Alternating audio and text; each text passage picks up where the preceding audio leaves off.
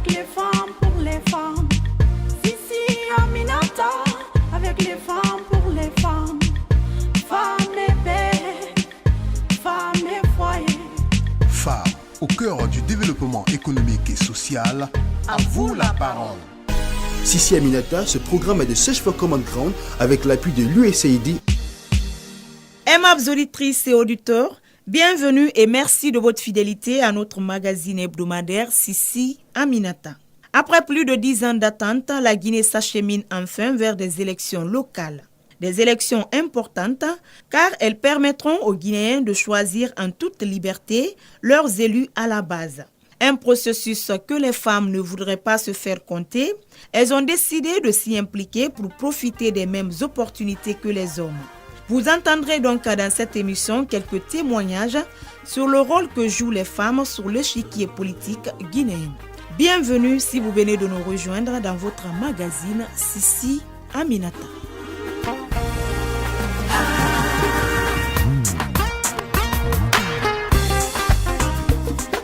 Être élu local, c'est contribuer à la prise de décision et au développement des collectivités locales. Il s'agit notamment de mobiliser les ressources dont disposent les communautés pour les réinvestir sur place en fonction de leurs priorités. Le développement à la base doit donc être la mission de l'élu au bénéfice des populations locales. Il est donc nécessaire pour les femmes de ne pas être en marge de ce scrutin crucial. Suivez la réaction de quelques-unes dans ce micro-trottoir. Nous voulons encore faire un appel aux braves femmes qui sont dans les quartiers, dans les communes, de pouvoir s'impliquer dans les élections communales. Parce que nous voulons des élus locaux, beaucoup de femmes puissent se présenter et être élues. Ça, c'est important.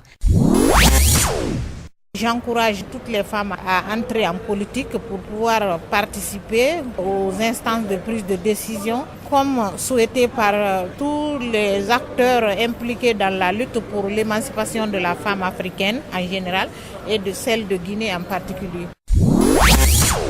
C'est la politique qui décide aujourd'hui. Quand tu veux être maire, il faut être d'un parti politique. Peut-être pour la mairie, les communes, il y a des candidatures indépendantes. Quand tu veux être député, il faut que tu sois présenté par un parti politique. Quand tu veux être chef de l'État, il faut être dans un parti politique. Et puis souvent, le parti au pouvoir, il commence par chercher les cadres de son parti d'abord, pour les mettre dans le gouvernement. Quand tu regardes tout ça là, mes sœurs, je ne comprends pas. Pourquoi elles se refusent de venir faire la politique? Et chacun de nous est intéressé par ça. Vous écoutez votre émission Sissi Aminata. Aujourd'hui, dans notre pays, la politique occupe une place de choix. La plupart du temps, les personnes qui dirigent les destinées du pays sont révélées à travers elles. Et cela, certaines femmes en sont conscientes. D'où leur choix de se lancer en politique pour apporter leur pierre angulaire à l'édification d'une Guinée unie et prospère. C'est le cas de Mme Kamara Fatima, membre du cadre de concertation des femmes filles des partis politiques. Elle s'est confiée à notre micro. Suivez. Vous avez fait des études de droit. Pourquoi aujourd'hui vous avez décidé d'intégrer une formation politique? Qu'est-ce qui vous a motivé? Je me suis lancée en politique parce que mon leader m'avait vraiment fait réaliser pour changer les choses dans ce pays, il faut aller en politique. C'est vrai que je n'étais pas très convaincue à l'époque et je pensais vraiment que la politique c'était pour les vieux, pas pour nous les jeunes. Mais grâce à un atelier que j'avais assisté du NDI, je me suis rendu compte que c'était la place qu'il me fallait pour changer les choses dans notre pays. Et je me suis lancée en politique non seulement pour changer la vision que tout le monde a sur les femmes, afin de les aider à faire leur promotion, mais aussi à parler de nous, parce que personne ne peut être notre propre avocat que nous-mêmes. Si nous, jeunes, nous nous lançons pas en politique, on ne peut pas connaître nos préoccupations. Et vous avez été très longtemps porte-parole du cadre de concertation des femmes, filles des partis politiques. Vous êtes très jeune. Est-ce qu'en venant en politique, vous avez d'autres aspirations? Parce qu'aujourd'hui, c'est très rare de voir des femmes leaders de partis politiques. Je retiens de cette expérience vraiment la sympathie, la confiance, mais aussi le perfectionnement qui m'a permis de pouvoir mieux m'épanouir aujourd'hui. Donc c'est vrai que les ambitions pour moi, c'est un jour de diriger notre pays. C'est vrai que les gens, même mes parents, ils disent ton ambition est vraiment démesurée, mais je pense qu'il n'est pas interdit de rêver.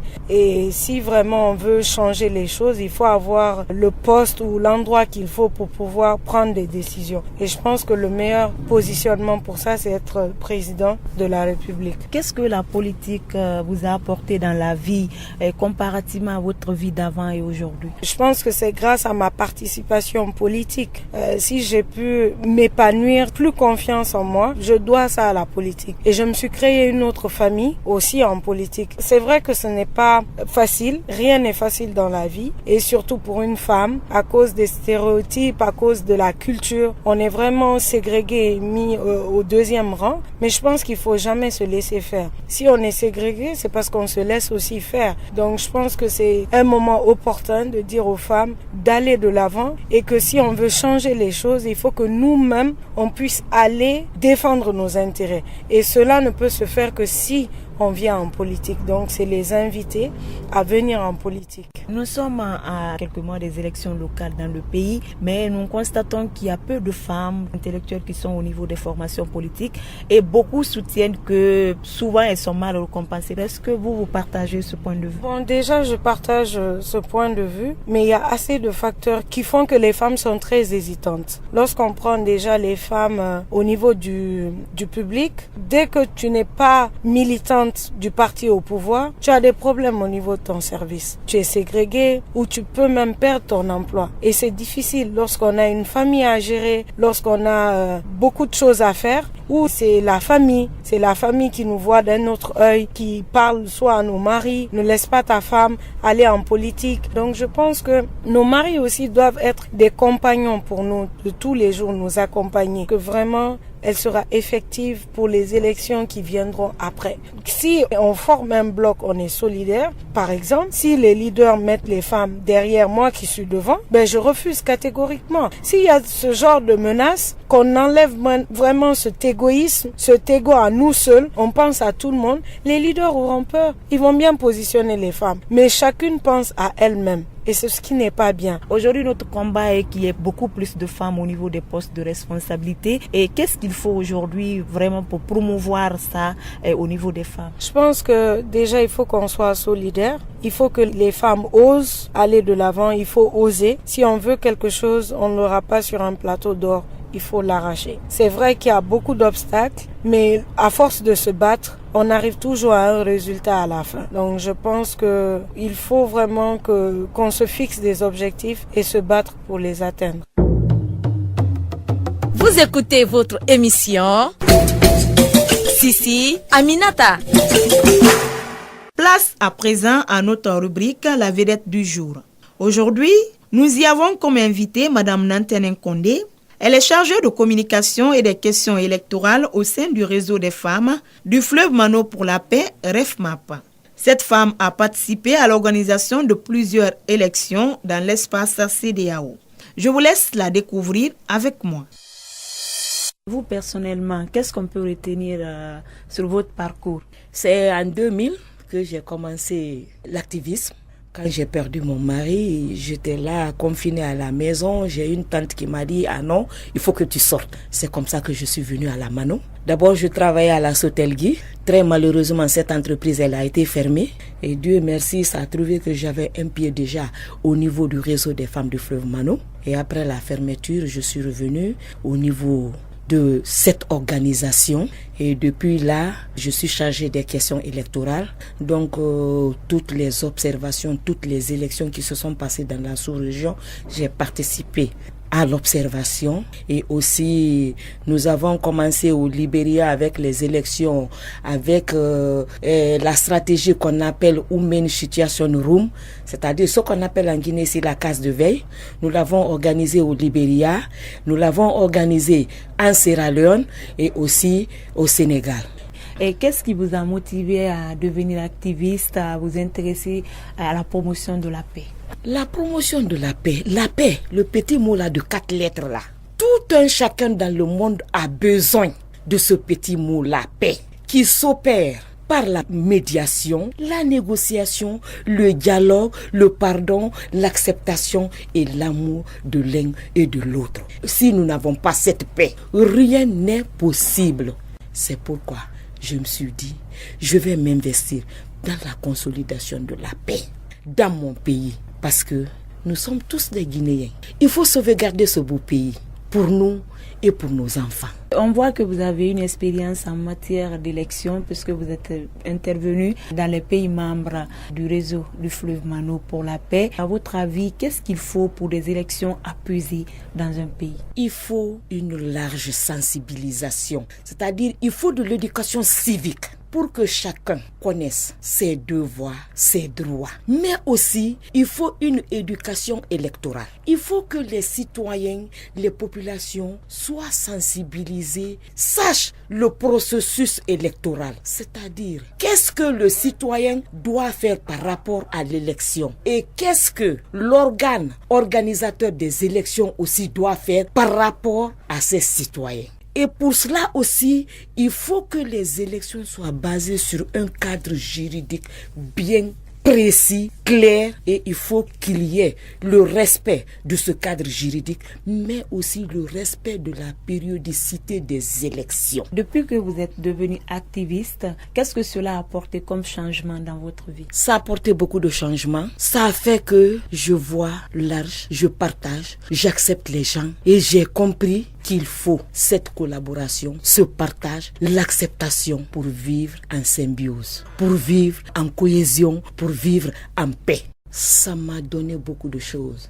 Parce que moi que vous voyez, je n'osais pas parler. Et si vous me voyez aujourd'hui en train de parler en public, c'est grâce à cette société civile, c'est grâce à cette organisation qui m'a forgé, qui m'a donné une certaine expérience pour qu'aujourd'hui, je sois vraiment une grande activiste de la société. Vous êtes une mère de famille, une femme au foyer. Comment vous conciliez votre vie de famille et vos activités? Quand j'ai commencé l'activisme, je suis restée longtemps à suivre mes enfants. C'est presque quand la dernière est rentrée au lycée que j'ai commencé à faire l'activisme. Mais cela n'empêche que je suive mes enfants. J'ai le temps de mes enfants et aussi j'ai mon temps pour faire mon travail d'activisme. Est-ce que vous avez un secret dans la vie qui vous permet d'avancer, d'évoluer? Non, pas de secret en tant que tel. Mais je pense que dans cette vie, il faut accepter les autres pour que les autres t'acceptent. Aujourd'hui, nous parlons de l'implication des femmes dans la vie politique. Quel message vous avez pour vos sœurs qui sont intellectuelles mais qui ne veulent pas venir en politique? C'est vrai. Pour un premier temps, on dit qu'il faut passer par un politique pour être candidate. Mais aujourd'hui, que la candidature indépendante est là, je lance un appel à mes sœurs. Il faut qu'elles osent, qu'elles soient sûres, qu'elles se rassurent, qu'elles soient sûres d'elles-mêmes, mais surtout qu'elles fassent une stratégie pour obtenir l'accompagnement de leur mari, de leur famille. Je vous assure, les femmes, je dirais que nous avons la plus grande stratégie.